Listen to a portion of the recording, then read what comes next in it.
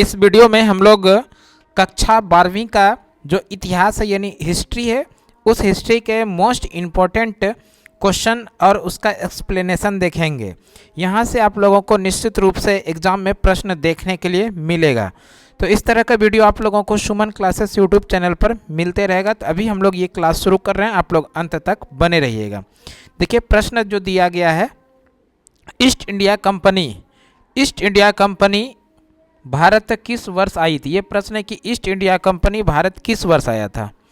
East India company जो भारत आया था वो 31 दिसंबर 1600 को भारत आया था। ध्यान रखिएगा, ईस्ट इंडिया कंपनी भारत कब आता है? 31 दिसंबर 1600 को ईस्ट इंडिया कंपनी भारत आगमन होता है। और इस ईस्ट इंडिया कंपनी 31 दिसंबर 1600 को, और प्रश्न ऑप्शन में देखिए 31 दिसंबर 1600 जो है ऑप्शन ए में, तो प्रश्न का सही आंसर हो जाएगा option A is the right answer. अगला प्रश्न है, कौटिल्य ने किस ग्रंथ की रचना की थी? कौटिल्य, सबसे पहले तो ये समझ लीजिए कौटिल्य जो है, इसी कौटिल्य का अन्य नाम भी है। कौटिल्य का अन्य नाम है विष्णुगुप्त। कौटिल्य का अन्य नाम क्या है? विष्णुगुप्त। विष्णुगुप्त बोलिए या चाणक्य बोलिए, चाणक्य, विष्णुगुप्त, चाणक्य या कौटिल्य, ये तीनों एक ही व्यक्ति है। और इसी कौटिल्य ने एक प्रसिद्ध ग्रंथ की रचना की थी जिसका नाम है अर्थशास्त्र। और ये जो अर्थशास्त्र है, देखिए ऑप्शन बी में, तो प्रश्न का सही आंसर हो जाएगा ऑप्शन बी, यानी अर्थशास्त्र इज द राइट आंसर। यानी कौटिल्य ने किस ग्रंथ की रचना की थी? अर्थशास्त्र की। अर्थशास्त्र किस पर आधारित है? ये राजनीति पर आधारित है, इसको भी ध्यान रखिएगा। अर्थशास्त्र जो है ये किस पर आधारित है? राजनीति के पर आधारित है। कौटिल्य, विष्णुगुप्त या चाणक्य, ये चंद्रगुप्त मौर्य का प्रधानमंत्री भी था। ध्यान रखिएगा, चंद्रगुप्त मौर्य, चंद्रगुप्त मौर्य का प्रधानमंत्री, चंद्रगुप्त मौर्य का प्रधानमंत्री कौन था? तब हम लोग आंसर क्या करेंगे? विष्णुगुप्त, चाणक्य या कौटिल्य। चंद्रगुप्त मौर्य का प्रधानमंत्री था कौन? विष्णुगुप्त, चाणक्य या कौटिल्य चंद्रगुप्त मौर्य का प्रधानमंत्री था। चंद्रगुप्त मौर्य के बारे में थोड़ा सा हम लोग और जिक्र कर लेते हैं। ये जो चंद्रगुप्त मौर्य है, इसी चंद्रगुप्त मौर्य ने मौर्य वंश की स्थापना किया था। मौर्य वंश की स्थापना, तो यहाँ से भी प्रश्न पूछा जाता है मौर्य वंश की स्थापना किसने किया? तब हम लोग आंसर करेंगे मौर्य वंश की स्थापना किया था चंद्रगुप्त मौर्य ने। और चंद्रगुप्त मौर्य ने मगध पर जो मौर्य वंश की स्थापना किया था, किसको हरा करके? तो नंद वंश का जो अंतिम शासक था, नंद वंश का अंतिम शासक, नंद वंश का अंतिम शासक था जिसका नाम है घनानंद। इसी घनानंद को पराजित करके मगध पर एक नए साम्राज्य की स्थापना किया था जिसका नाम है मौर्य वंश। अगला प्रश्न देखिए, अगला प्रश्न है उपनिषद की संख्या कितनी है? यही प्रश्न है कि उपनिषद की संख्या कितनी है। तो हम लोगों को ध्यान रखना है कि उपनिषद की संख्या जो है वो 108 है। और 108 देखिए ऑप्शन बी में, तो प्रश्न का सही आंसर हो जाएगा ऑप्शन बी, यानी उपनिषद की संख्या कितना? 108। इसके अलावा हम लोगों को जो ध्यान रखना है, वेद की संख्या कितना है? वेद की संख्या 4 है। वेदांग की संख्या कितना है? वेदांग की संख्या है 6। वेद की संख्या 4 और वेदांग की संख्या 6 है। और पुराण की बात करें, पुराण की संख्या कितना है? तो पुराण की संख्या है 18। इसके अलावा ध्यान रखना है हम लोगों को, पुराण हो गया, वेद हो गया, वेदांग हो गया, और महाकाव्य की संख्या के बारे में बात किया जाएगा।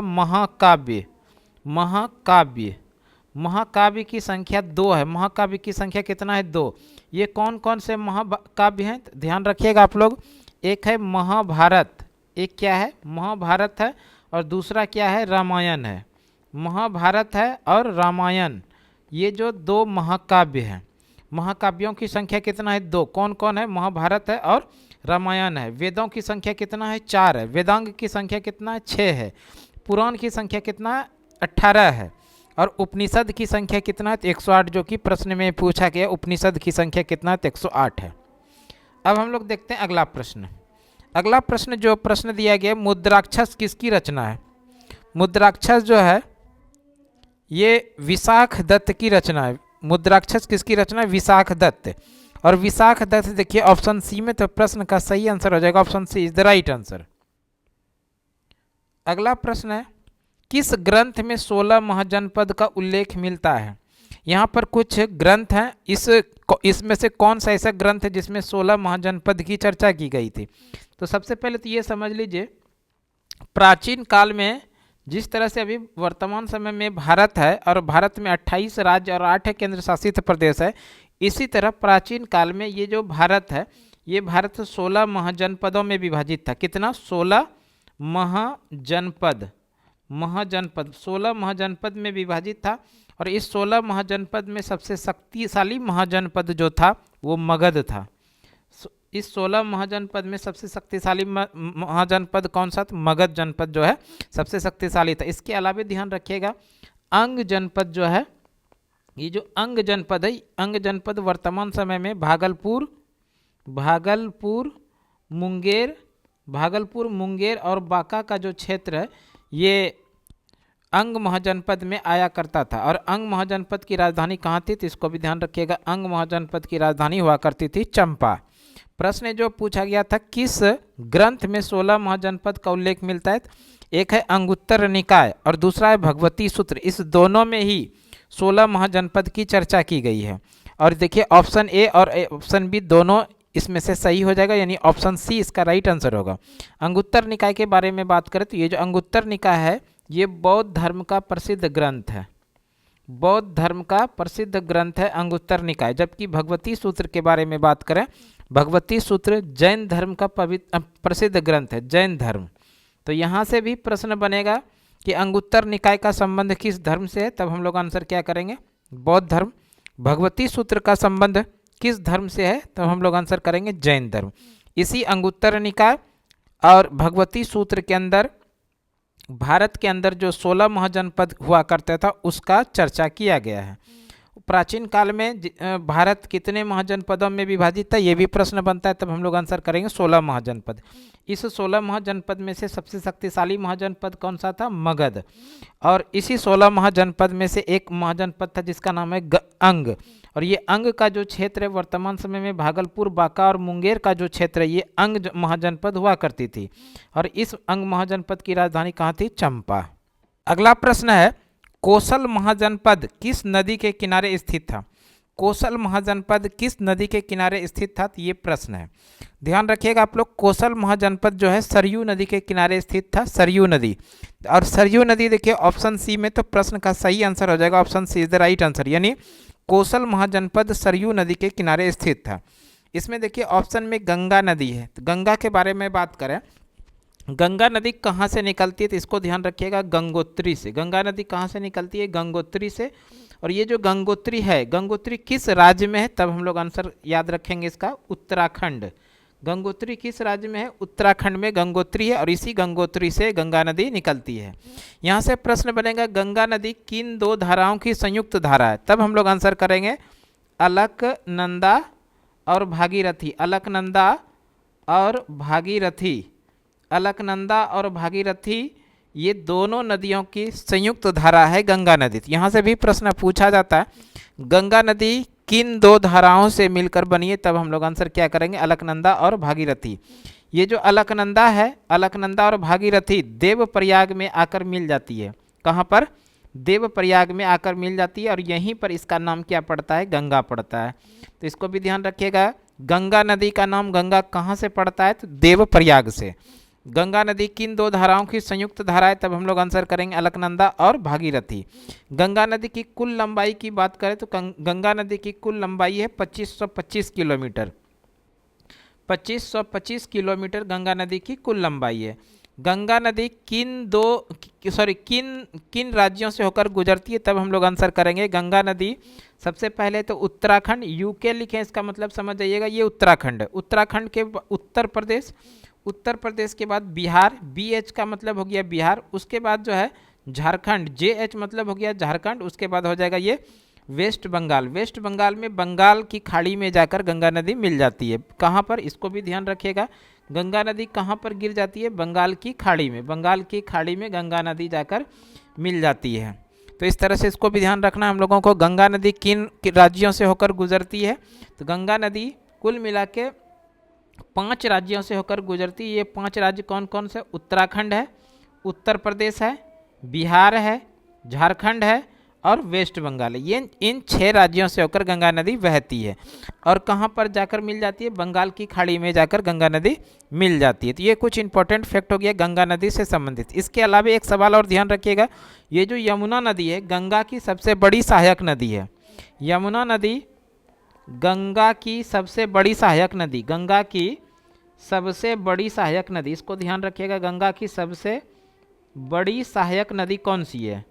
सबसे बड़ी सहायक नदी कौन सी है? तो वो है यमुना नदी। यमुना नदी के किनारे कुछ जो शहर बसा है, प्रमुख शहर, उसके बारे में समझ लीजिए। सबसे पहले दिल्ली, ये जो भारत की राजधानी दिल्ली है यानी नई दिल्ली है, किस नदी के किनारे स्थित है? यमुना नदी। उसके बाद याद रखिएगा मथुरा, मथुरा भी यमुना नदी के किनारे है। और उसके बाद ध्यान रखिएगा आगरा, आगरा जो है, आगरा का ताजमहल, ये भी यमुना नदी के किनारे ही स्थित है। तो ये कुछ प्रमुख शहर है जो यमुना नदी के किनारे स्थित है। वैसे प्रश्न जो पूछा गया था, कोसल महाजनपद किस नदी के किनारे स्थित, तो हम लोग देख चुके हैं। कोसल किस नदी के किनारे है? सरयू नदी के किनारे है। और सरयू नदी ऑप्शन सी में, तो प्रश्न का सही आंसर हो जाएगा option C is the right answer. अगला प्रश्न है, अगला जो प्रश्न है, इंद्रप्रस्थ किस महाजनपद की राजधानी थी? इंद्रप्रस्थ किस महाजनपद की राजधानी थी? तो ध्यान रखिएगा इंद्रप्रस्थ जो राजधानी थी वो कुरु महाजनपद की राजधानी थी इंद्रप्रस्थ। और ये वर्तमान समय में कहाँ पर है? दिल्ली में। दिल्ली का जो क्षेत्र हुआ करता था उस समय वो इंद्रप्रस्थ के नाम से जाना जाता था, जिसकी इंद्रप्रस्थ, और ये इंद्रप्रस्थ किसकी राजधानी थी? कुरु का। अंग महाजनपद की राजधानी कहाँ थी? अभी हम लोग देखे थे अंग जनपद, इसकी राजधानी चंपा थी। और अंग जनपद के अंदर वर्तमान समय में कौन कौन सा जिला है बिहार का? तो वो है भागलपुर, भागलपुर, मुंगेर और बांका। भागलपुर, मुंगेर और बांका, ये जो क्षेत्र है ये प्रमुख रूप से अंग महाजनपद का क्षेत्र हुआ करता था, जिसकी राजधानी कहाँ हुआ करती थी? चंपा। अगला प्रश्न है, मौर्य वंश की स्थापना किसने की थी? मौर्य वंश की स्थापना किसने की? मौर्य वंश की स्थापना किया था चंद्रगुप्त मौर्य ने। और चंद्रगुप्त मौर्य देखिए ऑप्शन ए में है, तो प्रश्न का जो सही आंसर हो जाएगा ऑप्शन ए, यानी चंद्रगुप्त मौर्य राइट आंसर हो जाएगा। इसी चंद्रगुप्त मौर्य ने मौर्य वंश की स्थापना किया था। मौर्य वंश की स्थापना जो किया था चंद्रगुप्त मौर्य ने, कैसे किया था? तो ध्यान रखिएगा नंद वंश का अंतिम शासक था, नंद वंश का अंतिम शासक जिसका नाम है घनानंद। नंद वंश का अंतिम शासक था घनानंद। इसी घनानंद को पराजित करके मगध पर एक नए साम्राज्य की स्थापना किया था। मगध में एक नए वंश की स्थापना किया था जिसका नाम है मौर्य वंश। ये सीधा प्रश्न याद रखिएगा, मौर्य वंश की स्थापना किसने किया था? चंद्रगुप्त मौर्य ने किया था। किसको हरा करके? घनानंद को पराजित करके मगध में एक नए साम्राज्य की स्थापना किया था जिसका नाम है मौर्य वंश। और इसमें इस घनानंद को पराजित करने में सबसे बड़ा जो सहयोग था वो किसका था? चाणक्य का था। चाणक्य का ये, या इसी का नाम है कौटिल्य, चाणक्य, कौटिल्य या विष्णुगुप्त, ये तीनों एक ही व्यक्ति है। एक ही व्यक्ति का 3 अलग अलग नाम है, चाणक्य, कौटिल्य या विष्णुगुप्त। और यही चाणक्य, कौटिल्य, विष्णुगुप्त आगे चलकर चंद्रगुप्त मौर्य का प्रधानमंत्री भी बना था। चंद्रगुप्त मौर्य का प्रधानमंत्री कौन था? तब सीधा आंसर करेंगे चाणक्य, कौटिल्य या विष्णुगुप्त। अगला प्रश्न देखिए, अगला प्रश्न जो है, अशोक के अभिलेख किस भाषा में है? अशोक का अभिलेख जो है किस भाषा में है? तो अशोक का अभिलेख जो वो प्राकृत भाषा में है। और प्राकृत देखिए ऑप्शन बी में, तो प्रश्न का जो सही आंसर हो जाएगा ऑप्शन बी, यानी प्राकृत जो है अशोक के अभिलेख की भाषा था। इसके अलावा ध्यान रखिएगा अशोक के अभिलेख के बारे में बात करें तो अशोक के अभिलेख को सर्वप्रथम किसने पढ़ा था? अशोक के अभिलेख को सर्वप्रथम किसने पढ़ा था? ये भी प्रश्न आता है। अशोक के अभिलेख को सर्वप्रथम पढ़ा किसने था? तब हम लोग आंसर करेंगे जेम्स प्रीसेप। जेम्स प्रीसेप ने सर्वप्रथम अशोक के अभिलेख को पढ़ा था। और ये किस वर्ष पढ़ा था? तो 1837 में जेम्स प्रीसेप ने सर्वप्रथम अशोक के अभिलेख को पढ़ा था। अशोक जो है मौर्य वंश का तीसरा शासक है, इसको भी ध्यान रखिएगा। मौर्य वंश का तीसरा शासक, मौर्य वंश का तीसरा शासक जो हुआ, तीसरा शासक। मौर्य वंश का तीसरा शासक कौन था? मौर्य वंश का जो तीसरा शासक था वो सम्राट अशोक था। इसके अलावा थोड़ा और ध्यान रखिएगा, अशोक ने एक प्रसिद्ध युद्ध लड़ा था जिसका नाम है कलिंग का युद्ध। कलिंग का युद्ध, कलिंग का युद्ध जो है सम्राट अशोक ने किस वर्ष लड़ा था? 261 ईसा पूर्व। 261 ईसा पूर्व में कलिंग की प्रसिद्ध युद्ध लड़ा था अशोक ने। और इसी युद्ध के बाद अशोक ने अपने जीवन में कभी भी हथियार नहीं उठाने की प्रतिज्ञा किया था और साथ ही साथ इन्होंने बौद्ध धर्म को अपना लिया था। बौद्ध धर्म को अपना लिया, बौद्ध धर्म को अपना लिया था। तो यहाँ से भी प्रश्न पूछा जाता है कि अशोक ने किस युद्ध के बाद बौद्ध धर्म को अपनाया था? तब हम लोग आंसर करेंगे कलिंग के युद्ध के बाद सम्राट अशोक ने बौद्ध धर्म को अपनाया था। और बौद्ध धर्म को अपनाया ही नहीं था बल्कि बौद्ध धर्म के जो संस्थापक थे गौतम बुद्ध, इस गौतम बुद्ध का जन्मस्थल है लुम्बिनी। और ये लुम्बिनी कहाँ पर है? नेपाल में। तो इस लुम्बिनी को इन्होंने टैक्स मुक्त कर दिया था, यानी कर मुक्त कर दिया था। यहाँ के लोगों को किसी भी प्रकार का कोई टैक्स नहीं पे करना था। तो इस तरह से अशोक पर प्रभाव पड़ा बौद्ध धर्म का। इतना ही नहीं, अशोक ने अपने पुत्र महेंद्र और अपनी पुत्री संघमित्रा को बौद्ध धर्म का प्रचार प्रसार के लिए श्रीलंका भी भेजा था। श्रीलंका भेजा था, तो इसको भी ध्यान रखिएगा। सम्राट अशोक ने अपने पुत्र महेंद्र और अपनी पुत्री संघमित्रा को बौद्ध धर्म का प्रचार प्रसार करने के लिए कहाँ भेजा था? श्रीलंका भेजा था। अगला प्रश्न देखिए, अगला प्रश्न जो प्रश्न है, कलिंग युद्ध कब हुआ? कलिंग युद्ध अभी हम लोग इसको पढ़े थे। कलिंग युद्ध हुआ था 261 ईसा पूर्व। 261 ईसा पूर्व कलिंग युद्ध हुआ था। और इस युद्ध को किसने जीता था? अशोक ने। अशोक ने एक प्रसिद्ध युद्ध लड़ा था जिसका नाम है कलिंग का युद्ध। और ये कब हुआ था? 261 ईसा पूर्व। कलिंग जो है वर्तमान समय का उड़ीसा का जो क्षेत्र है, ये उस समय कलिंग के नाम से इसको जाना जाता था। और इसी कलिंग पर विजय प्राप्त किया था किसने? अशोक ने। और इस कलिंग युद्ध के बाद अपने जीवन में कभी भी हथियार नहीं उठाने की प्रतिज्ञा किसने किया था? सम्राट अशोक ने। अशोक मौर्य वंश का ये तीसरा शासक था।